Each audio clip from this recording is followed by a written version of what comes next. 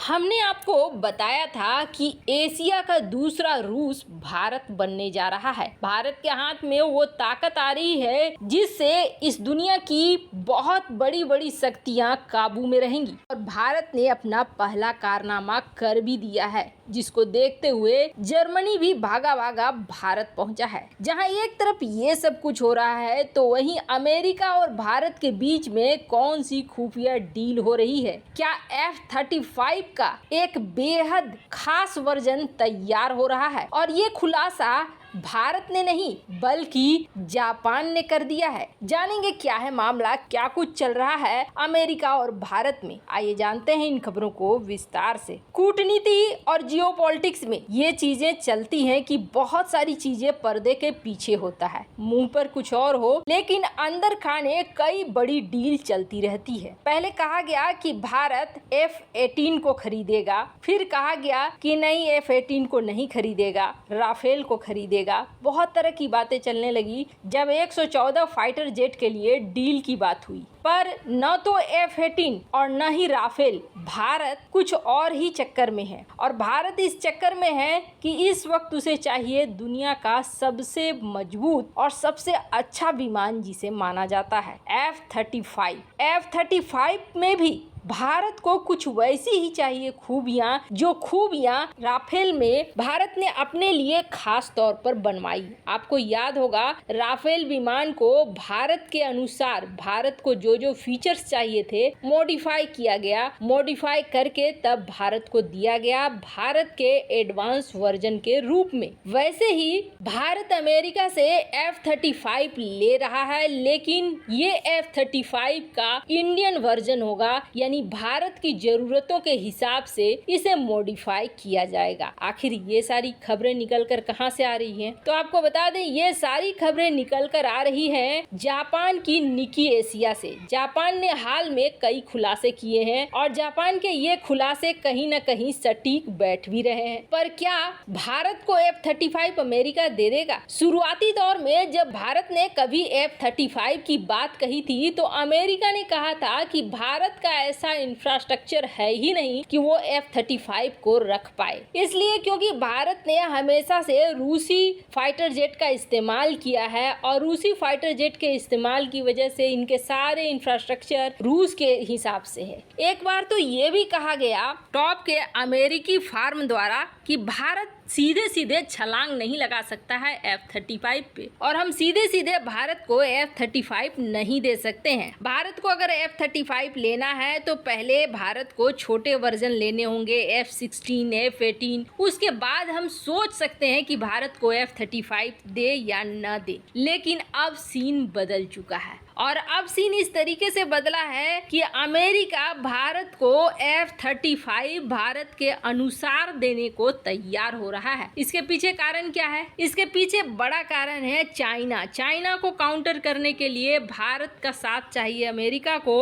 और भारत के पास वैसे हथियार होने चाहिए जो चाइना के फाइटर जेट और चाइना पर भारी पड़े।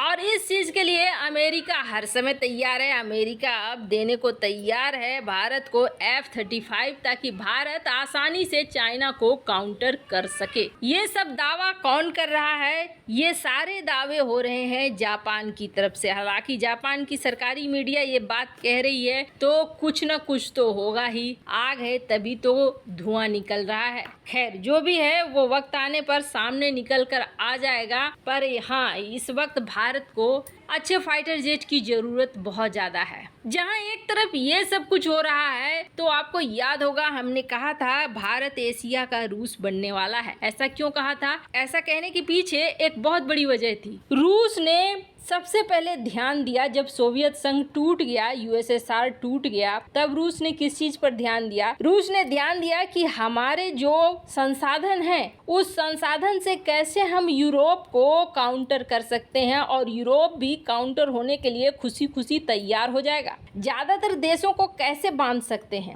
रूस ने प्रतिबंध लगने के बावजूद गैस पाइपलाइन का विस्तार किया और ये गैस पाइपलाइन का विस्तार इतना ज्यादा कर दिया कि यूरोप के लगभग सारे देश सारे शहर तक पहुंचा दिया अपने गैस पाइपलाइन को, और इस गैस पाइपलाइन से उसने सप्लाई देना भी शुरू कर दिया। यूरोप के ये देश बड़ी आसानी से गैस सप्लाई को लेने लगे, रूस के ऊपर निर्भर हो गए, रूस को पैसे की कमाई भी होने लगी। यूरोप के वो देश जो कभी रूस के खिलाफ खड़े हो सकते हैं, उसके लिए एक प्लान भी रूस का तैयार हो गया, जिसको पूरी तरीके से अप्लाई कर दिया रूस ने। हाल के दिनों में जब रूस ने गैस सप्लाई कर दी बंद, जैसे ही गैस सप्लाई बंद हो गई वैसे ही यूरोप घुटनों पे आ गया और प्रतिबंधों में ढील मिल गई रूस को। पर ऐसा नहीं है कि रूस ने अपने आप को इस तरीके का बनाया एक दिन दो दिन में। रूस की प्लानिंग बहुत पहले की थी और ये प्लानिंग अब जाकर काम में आई।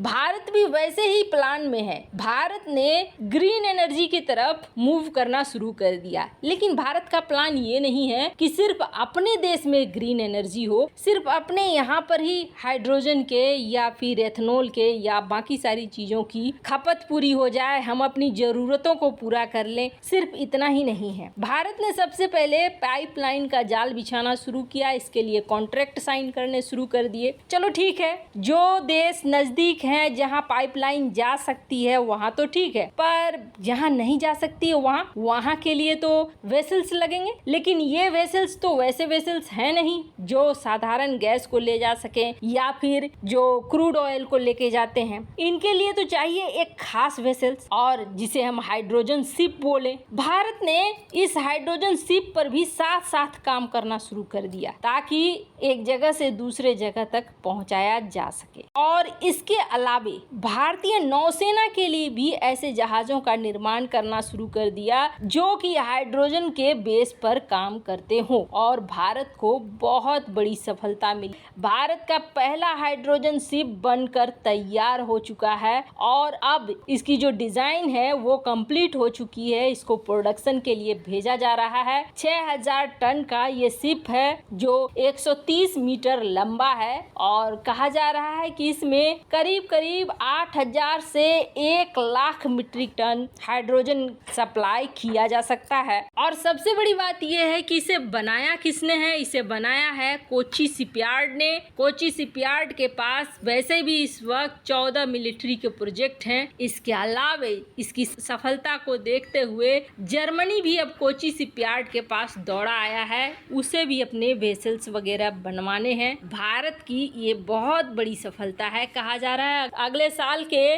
मार्च महीने में ये बिल्कुल समंदर में उतरने को तैयार होगा। भारत इस क्षेत्र में बहुत तेजी से आगे बढ़ रहा है और ये भारत के लिए बहुत बड़ी खुशखबरी है। वैसे इन सब मामले में आपकी क्या राय है? कमेंट कर जरूर बताएं। जल्द मिलते हैं अगले वीडियो में नई खबर के साथ।